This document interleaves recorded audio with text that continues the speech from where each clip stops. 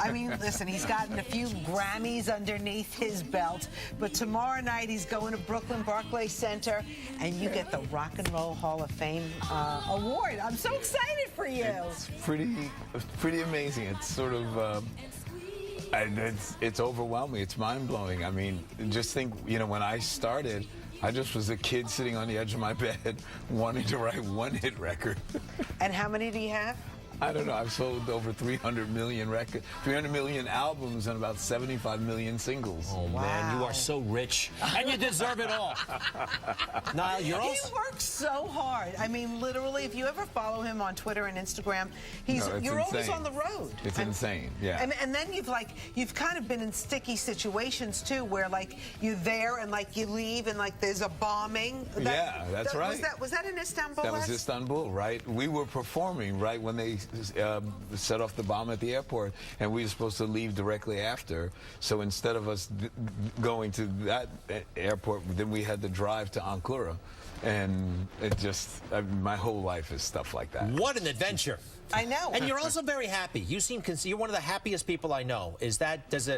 Does the success come from the happiness, or is the happiness because of the success? How's that for profound? I've been a happy person all my life. I was happy when I was homeless and poor and begging on the streets. I used to live on the streets. I don't want to say, I was a runaway. I ran away from home at 14 years old. I was with my mom the other night, and for the first time I showed her a big concert that we played. It was like 100,000 people, and she was singing the song, and I couldn't help it. I tweeted out, I says, I think my mom is proud of the fact that I ran away and knew what I wanted to do at 16 years old. I mean, most people don't have that kind of success story, but I mean, you've had a lot of reincarnation, sort of, so to speak. I mean, you turned your life around. Yeah, you were flying high, and you were high, right? Oh. Yeah, I was pretty high. Okay. All okay. Right. You'd have to bring that up. Well, you know, I read your book, and your book is fascinating. Right. Thank you. And it's your book, your words. Which is now going to be a big Broadway show. It is? Yeah. And Stop it. Yeah. When? As soon as I finish Act 2. But hey, so you mentioned the highness, though. You were high. Now you're high. You're high on life. You quit drugs, you quit alcohol. 22 years ago. And you've been clean and sober ever since. Way to go. Not had a drink or a drug since. You had to do it to save your life, right? No, I died actually 8 times, and that didn't scare me. What made me sober was, in fact, I was at Madonna's birthday party, and right before I went to her birthday party, I performed at a nightclub, and I was playing with an artist who's a genius, but he's probably the most anal person in the world. He records everything he does. So the very next day after Mo's party, or Madge, as I guess you guys call her, or Madonna, whatever. What do you call her? I call her Mo. Okay, all right. Because I always go, Mo, Donna. But anyway, after a party, I went to do my job, and the guy played the recording of what I had played on stage. Now, all the people in the audience were freaking out, so I thought it was amazing. And then he played it for me, and it was less than amazing. It wasn't horrible, but it was not what I thought. And the reality was, okay, I thought it was brilliant. Here, the truth is on tape, and that's what it took. I said I could clearly see that I was losing my ability to play, which I love more than drugs. Wow. So let me ask you something. I mean, you're in the business, and, you know, it's still out there. Sex, drugs, and rock and roll is part of the music business. Yeah. Ever tempted, or just... No, done. I'm done. I was done that day. I was done that day, and Bo Dietl came down and rescued me. It was Bo Dietl? The private investigator? Yeah, it was it's currently running for mayor? It's a hysterical story. So what happened is that I was suffering from like in the movie where the guy believes delusions. Yeah, where you look at, they call it being on window detail. You're like thinking everybody's coming after you. Yeah. Oh. So someone told me that I believe that the mob had put a contract on me. So I didn't know what to do. So I called Bo Dietl, and we flew down guys, and they have all guns down here, and they have yes. gas. Did he enhance the sense of paranoia that you had? No. He was like going, yeah, nah, we got to take it to him. You know, so we went down to Robert De Niro's restaurant, and blah, blah, blah. And I'm sitting there, and then all of a sudden, you know, one of these guys, you know, and he's got a great name, like Jimmy the Wags or something like that, calls me up and says, hey, Nile, who told you they had a contract out on you? everybody loves you. What are you talking about? Oh, man. And I said, and we went and listened to my answering machine, and there was no threat. And I thought I clearly heard it. I was like, oh my God, I got to go to a rehab. This is crazy. I believe I was hearing voices. Yeah. Oh my was hearing goodness. voices. But it must have been very reassuring to know that the mob was cool with you. They were not only were they cool, as a matter of fact, this is the truth. The last words that I heard before I stopped was, hey, let me tell you something. If you don't stop doing that damn coke, I'm gonna come up there and kill you. So they did put a contract out on you, kind of. So, all right, well, are we telling stories tomorrow night when you get inducted? Like, so what happens tomorrow night? Do you go up there, give a speech? Do you play? What do you do? I don't have a clue. I'm just point me. And so the interesting thing is that my band, Chic, has been nominated 11 times, more than anybody else who's ever been nominated and not gotten in. They call us the Susan Lucci of the Rock and Roll Hall of Fame. So they've put me in a special category, I guess, sort of like the nuclear option, right? The top guy said, this guy belongs in for his body of work. So I will just speak from the heart. I never prepare an address. I'm just going to talk the way I feel. Are you going to be upset that Chic has not been inducted into? No, you going to bring it up? No, probably, but I had thought about that for a long time, and then just the other day I was preparing breakfast, and it hit me that my opinion of what other people think is exactly wrong. I mean, if they don't believe that Chic is worthy, who am I to say that they're wrong? It's like, if they don't believe it, what am I going to say? Well, listen, we'll get on social media and settle the score. You don't have to fight that battle. We will. I'm not fighting it. That's the whole point.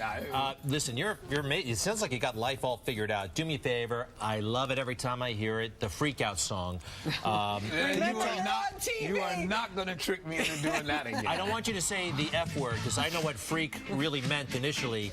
But tell us a story. You show up at a hot nightclub, Studio 54, right? Exactly. And they wouldn't let you in. Yeah, well, what happened is that Grace Jones had invited us personally, and she told us to go to the back door, as opposed to normally we go to the front door. So she said, go to the back door and tell them you're personal friends of Grace Jones. Grace has an incredibly peculiar accent, and I'd never spoken to her until that day, so I thought that the accent she was putting on, she was demonstrating to us what we should do.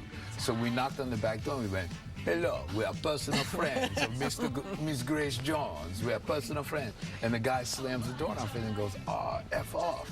And we tried it again. He did that. So we went home because we realized we weren't going to get in. So I picked up my guitar and I started playing, and we were going, F off. F Studio 54.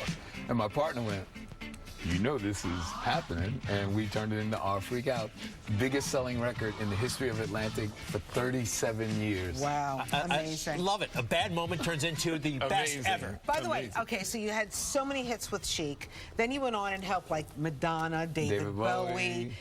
Keep going. Lady Gaga. Keep going. I mean, a million people. No, it's ridiculous. It's ridiculous. Yeah. Now, I just want to ask you about the George Michael. Yeah, because you were with him, ironically, sadly, 2 days before he died, right? Yeah, it was really the most unfortunate, strange thing ever. So, in 1985, I won the #1 producer of the year. And I never realized that George Michael was #2. I never knew that he had produced all of his own stuff.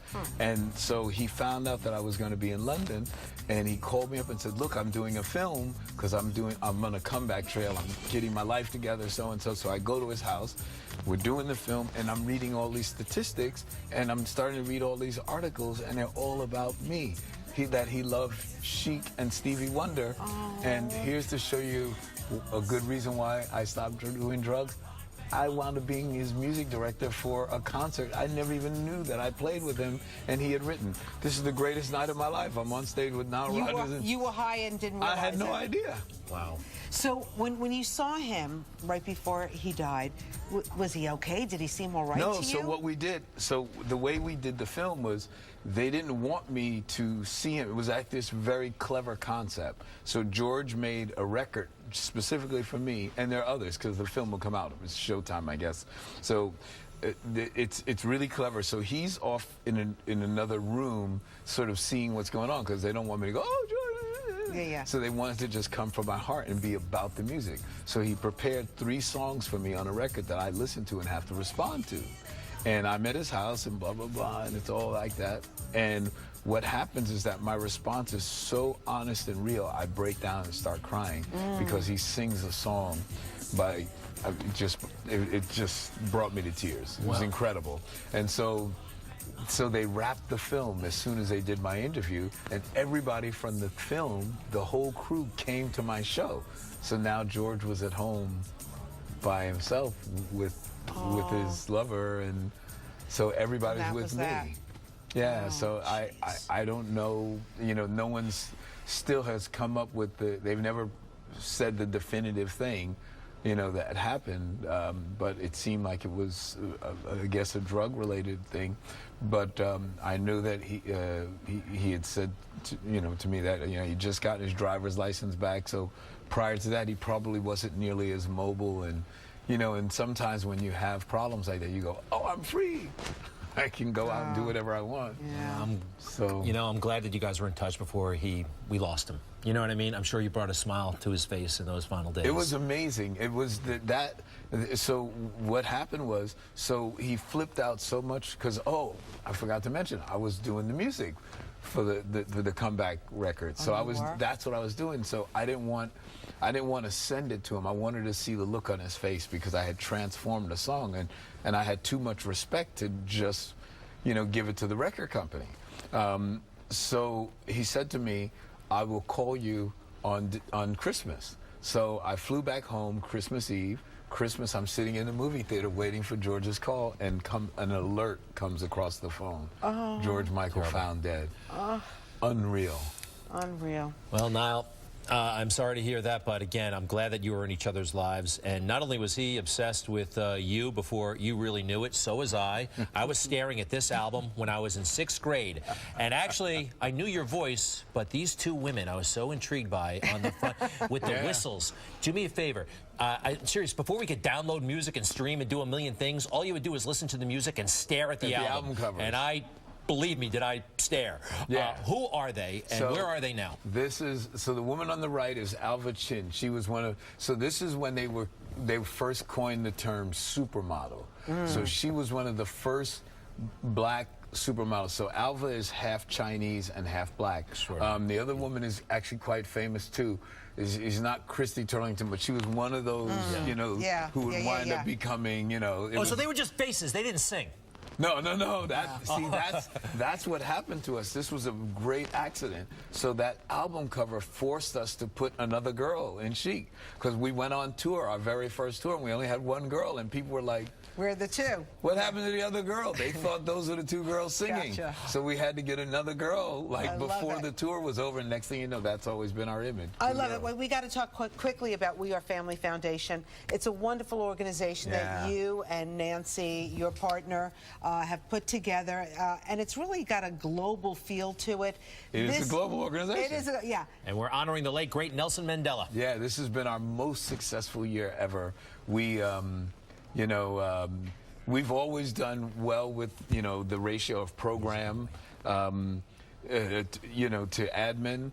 But this year we are over 85% program, and it was just extraordinary. But it's because last year we had Bono. Right. We had last year, we had Bono. President Carter. Yeah. Last year he had President Jimmy Carter and Bono, and he and Bono jammed out together. It was unbelievable. Well, what's going to happen musically this year? I know you have surprises. Yeah, well, the thing that's sort of really difficult for me this year is that Joni Sledge from Sister Sledge just passed away. I know. So I'm trying to figure, and Kathy sits on our board, so we're going to probably try and do some sort of tribute to her, but we haven't figured it out yet. And last night I went to dinner with Q-Tip from Tribe Called Quest, because we're honoring Tribe Called Quest.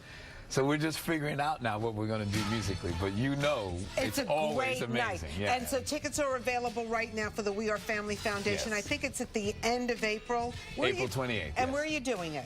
At Hammerstein Ballroom, Hammerstein. where we always do it. Fabulous. You still know that supermodel on the right there? I do. You do?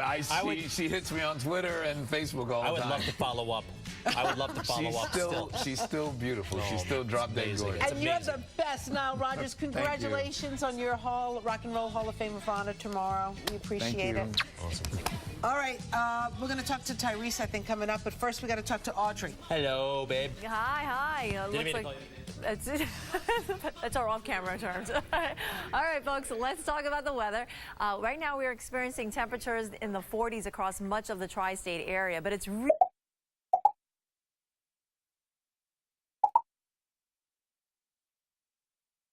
don't give up, do they? Yeah,